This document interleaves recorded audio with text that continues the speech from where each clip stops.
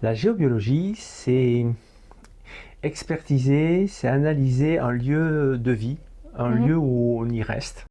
Une maison, un appartement, un bureau, voilà, là où on se sent bien, là où logiquement c'est notre repère, c'est où on se ressource. Et moi, parfois, il y a besoin que j'y passe pour analyser quelques dysfonctionnements, voilà, énergétiques.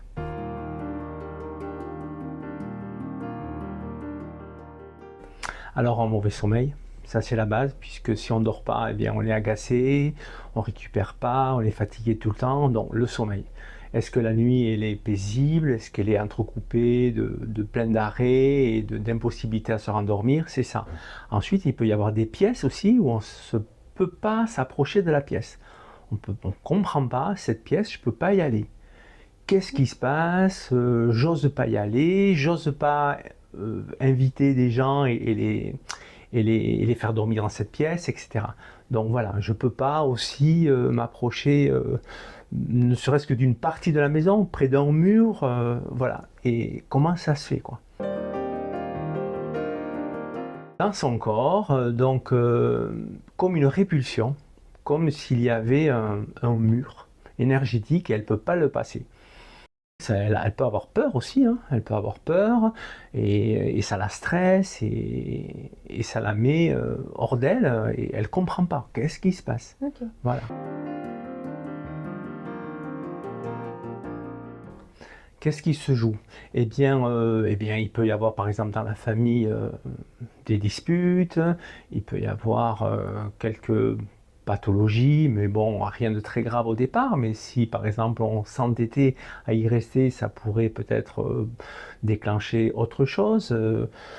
Voilà, il y en a plein, je ne vais pas toutes les énumérer, mais il y en a vraiment beaucoup. Ça peut être des simples, ça peut être, je ne sais pas, par exemple des maux de tête, Hmm. voilà, etc., etc. C'est des mots physiques et des mots psychologiques, voilà. Par exemple, la psychologie, ça peut être,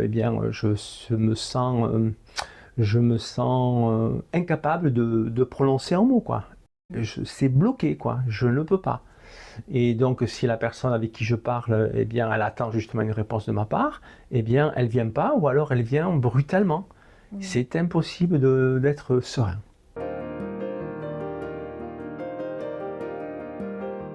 Avec les relations avec du couple, de l'enfant, parce que l'enfant est d'une hypersensibilité bien plus grande que ses parents, puisque les parents on t'a appris à faire face aux péripéties de la vie, tandis qu'un enfant, lui, il est pur, il est naïf, il est pur, quoi, comme une perle, quoi. Donc lui, il réagit au quart de tour, quoi, hein.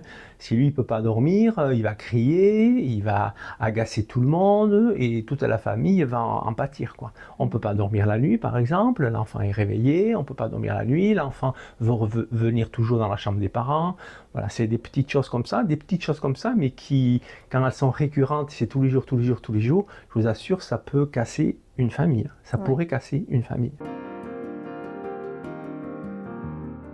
En général, on fait appel à un géobiologue, donc en l'occurrence moi par exemple, hein, eh bien parce qu'on a fait un peu le tour du marché, quoi, je dirais. On a été voir tout le monde, on a pris des avis chez tout le monde, on a été voir bien sûr son docteur ou un psychologue ou un spécialiste de l'enfant, si ça touche un enfant bien sûr. Donc on a fait le tour du marché et on se dit, il y a toujours les mêmes phénomènes. Ça se calme mais ça revient tout le temps.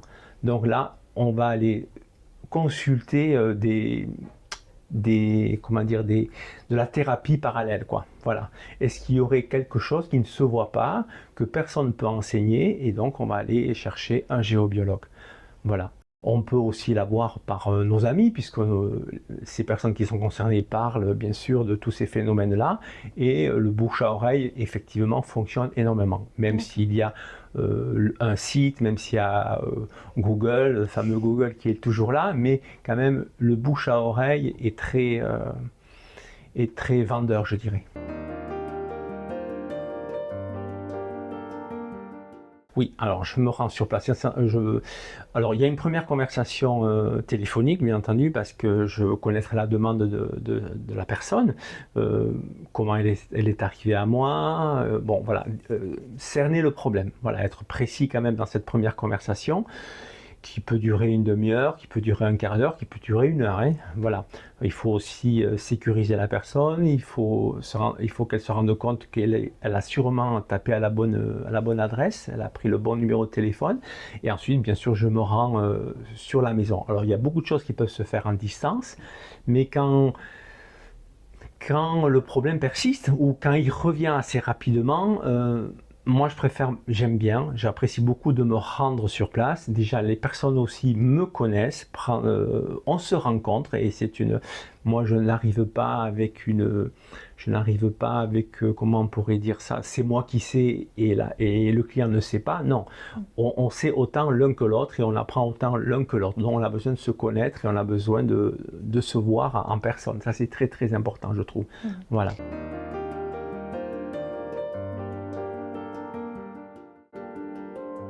Oui, alors il y a il y a des phénomènes qui sont invisibles, mais qui dans le concret se passent. Ça veut dire quoi? C'est-à-dire, allez, on va prendre un exemple d'une personne qui a posé son foulard, qui a posé son bijou sur la commode de sa chambre. Elle arrive le soir, et fin de journée, elle pose son foulard et sa bague. Bon, ok. Elle va prendre un bain, elle se délâche tranquillement, elle revient à sa chambre, la bague et le foulard sont sur le lit. Ça peut aller jusque-là. Alors, ça paraît abracadabrant et ça paraît incroyable, c'est vraiment le mot incroyable, mais c'est des choses qui peuvent arriver. Par exemple, une chaise. Une chaise qui était autour de la table, elle se retrouve à côté du canapé. Et elle est seule, elle sait très bien qu'il n'y a personne qui l'a déplacée, elle en est persuadée. Elle a des portes qui se ferment, des lumières qui s'allument, la télé qui s'éteint sans qu'elle soit à côté. Bon, il y a plein de petits phénomènes comme ça. Alors au départ, on se dit, bon, c'est rien, j'ai pas dû me rappeler ce que j'ai fait, quoi. Mais ça revient. Ça revient et ça peut même laisser même parfois des traces sur une table. Ça peut laisser comme une trace, comme une empreinte du déplacement de l'objet. Alors ça dure très peu de temps.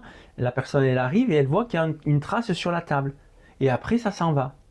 Bon, voilà, on n'est pas dans un film de science-fiction ou bizarroïde, mais c'est la réalité.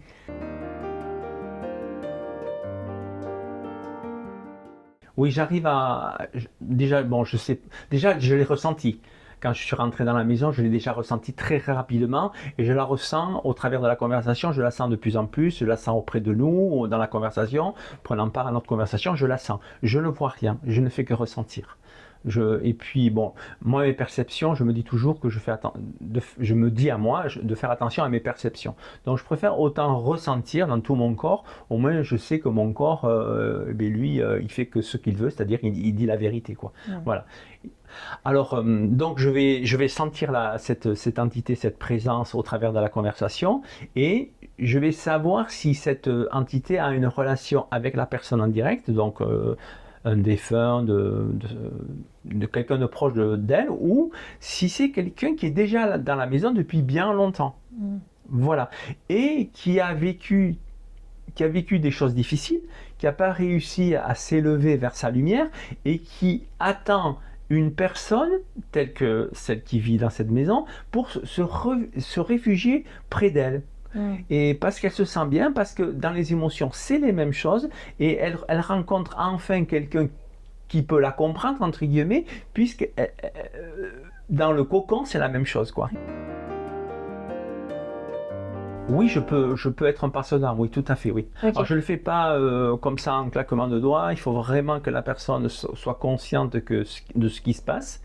Et à un moment donné que je vais juger moi, mais je vais expliquer à la personne que c'est le moment, on pourrait le faire, là, eh bien, on la libère. Voilà. Je ne suis pas un libérateur ou un nettoyeur systématique. Non, pas du tout, pas du tout. J'attends le bon moment et j'espère que j'arrive au bon moment parce que on pourrait peut-être éventuellement se tromper, mais non, on ne peut pas se tromper. C'est qu'on le ressent dans tout le corps, donc on ne peut pas se tromper, et on y va, et on libère. Et ça s'en va avec une simplicité, et ça monte avec une simplicité, mais déconcertante. Il n'y a aucun effort à faire.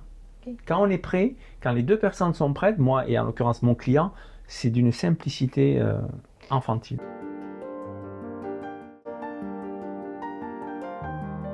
elle est très ouverte. Si au départ elle n'est pas ouverte, après par nos différentes conversations, elle s'ouvre. Elle s'ouvre parce qu'elle constate, ah mais oui, c'est ça, ça correspond, c'est ce que je vis et vous me décrivez ce que je vis.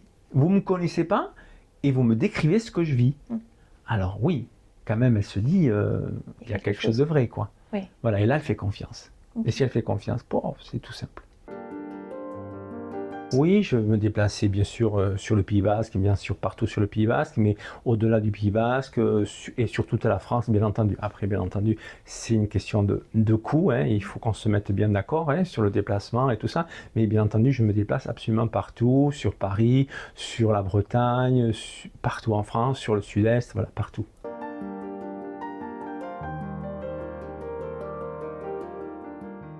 Déjà, bien avant que j'arrive, déjà il se passe des choses dans mon corps. Voilà. Alors lesquelles, je ne sais même pas les décrire. Ça peut être des douleurs, ça peut être des picotements, ça peut être des maux de tête. Mais et plus je vais m'approcher du lieu, plus je vais ressentir. Mon corps va me donner des indications. Donc ça peut être vif, hein, ça peut être des douleurs sur les côtes. Voilà, ça peut être certaines choses quand même importantes. Je me dis, hop là, je peux me perdre en chemin par exemple. Je trouve pas l'adresse. Ah, je croyais que c'était là et c'est pas là. Et je tourne et je vire et je fais plusieurs fois autour du rond-point et je trouve toujours pas l'adresse. Bon, voilà, c'est comme s'il y avait des petits empêchements, des petits obstacles avant que je n'y arrive. Donc déjà, ça me met en éveil et là, je sais qu'il va y avoir quelque chose.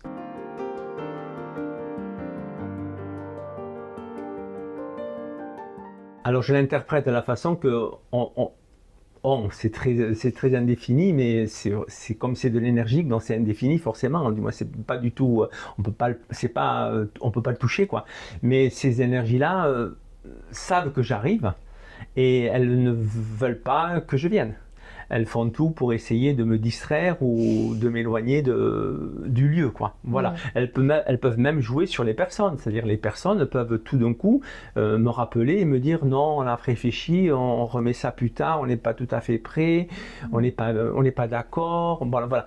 C'est tout pour que je ne m'approche pas d'eux. Et là, quand j'ai tout ça qui arrive et que je ressens, bon, je sais que je suis en bonne voie. Mais des fois, j'y arrive peut-être pas, mais c'est que je suis à ma place, quoi. Voilà, tout simplement.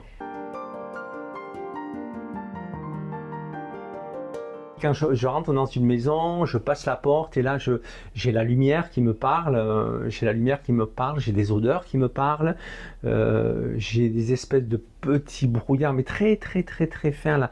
La pièce devrait, justement, il y a de la lumière qui passe partout et moi je vois comme une espèce de voile, voilà, Voilà, les odeurs aussi, les bruits, des bruits que personne n'entend et moi je capte des bruits imperceptibles et là je me dis ok, d'accord, là je suis, il va y avoir du travail, tout simplement.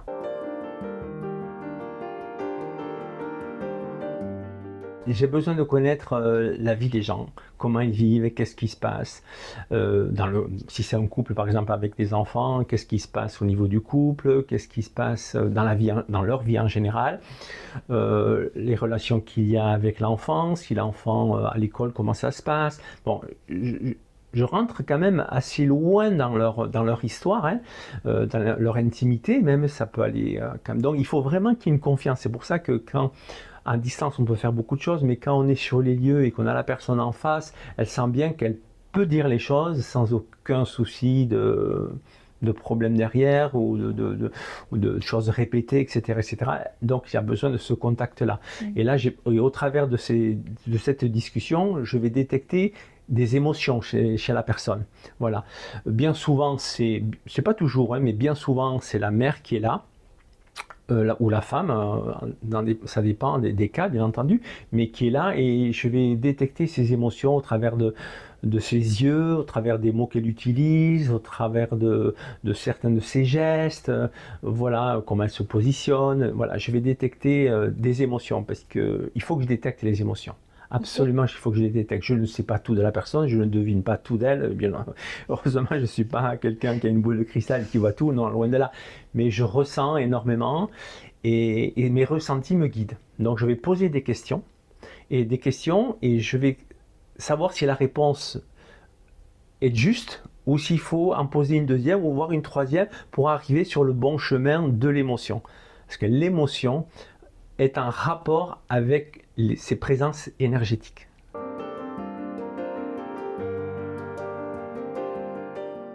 Oui, en même temps.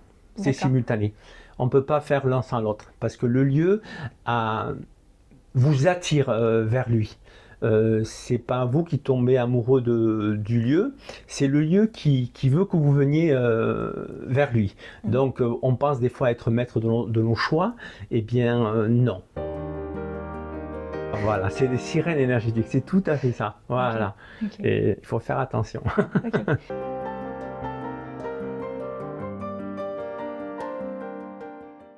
Oui, alors bien sûr, il faut travailler sur ses émotions. Comment ça se fait que les mémoires de ce lieu puissent toucher la personne? Donc ça veut dire que dans le vécu de la personne, il y a des douleurs, des traumatismes qui ressemblent à ce qui s'est passé dans cette maison. Voilà. Donc si on comprend nos traumatismes, des fois nos traumatismes sont bien cachés. Pour ça des fois il faut y aller tout doucement, délicatement, et peut-être pas une seule fois, peut-être il faudra y revenir. Mais si on veut une libération vraiment sincère et profonde du lieu, il faut se mettre comme en accord avec le lieu. Voilà. Si dans le lieu il y a eu quelques violences ou des disputes fortes ou des abus ou je ne sais pas qu'est-ce qu'il y a pu y avoir. Il y en a tellement de choses qui peuvent se passer dans un lieu. Et même si le lieu est neuf, mais peut-être que le lieu est neuf, certes il est neuf, mais avant il y a eu une démolition, avant il y a eu un vécu, donc ces énergies sont toujours restées là. Donc elles vont aller se réfugier, entre guillemets, vers les personnes qui ont vécu ces mêmes émotions. Une résonance. Et donc les personnes des fois ne savent pas, ou alors elles le cachent tellement, elles ne veulent pas se l'avouer. Et là, tout doucement, je les invite à y aller, à se découvrir. Voilà. Et même si on ne résout pas tous ces petits secrets, toutes ces cachotteries entre guillemets cachées bien au fond du placard, si on ne résout pas ça du premier coup, peu importe, mais il y a une intention qui est émise. Et l'intention, c'est prodigieux. On n'a même pas besoin de savoir qu'est-ce qui va se passer et comment ça va se passer, mais si on émet une intention, ça se fait. Bien sûr, ça l'aide à se libérer, ça l'aide à avoir du courage, à y aller, parce qu'elle comprend qu'est-ce qui s'est passé dans cette maison, et donc, comme elle sait très bien que ça correspond à sa vie, ça lui fait prendre conscience de plein d'émotions cachées, quoi. Voilà, et mal vécues.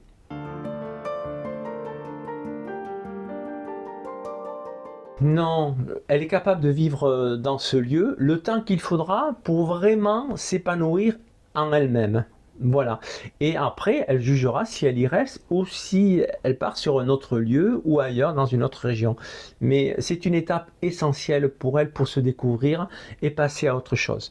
Maintenant, une fois que c'est passé, reste-t-elle ou ne reste-t-elle pas, c'est elle qui décide. C'est toujours elle qui décide. Le libre arbitre, c'est toujours elle.